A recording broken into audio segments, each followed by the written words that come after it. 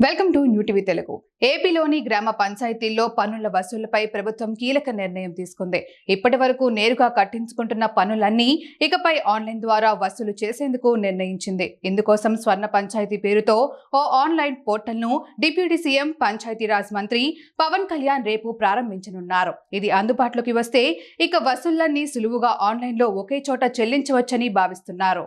ప్రస్తుతం పంచాయతీల్లో వివిధ రూపాల్లో వసూలవుతున్న పన్నులు ప్రభుత్వానికి పూర్తి స్థాయిలో జమ కావట్లేదు.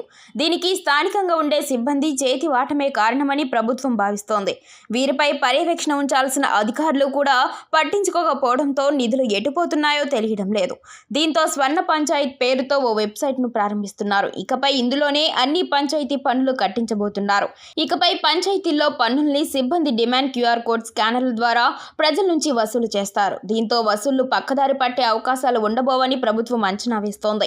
అలాగే ప్రతి పంచాయతీ నుంచి వసూలైన మొత్తాలతో పాటు ఖర్చు పెట్టిన లావాదేవీల్ని కూడా ఈ స్వర్ణ పంచాయతీ పోర్టల్లో అప్లోడ్ చేస్తారు. దీంతో పంచాయతీల్లో పాలన పారదర్శకంగా మారుతుందని అంచనా వేస్తున్నారు. రేపు పవన్ కళ్యాణ్ చేతుల మీదుగా ఈ పోర్టల్ ప్రారంభమయ్యాక పన్ను వసూళ్లు ఆన్లైన్లో ప్రారంభిస్తారు.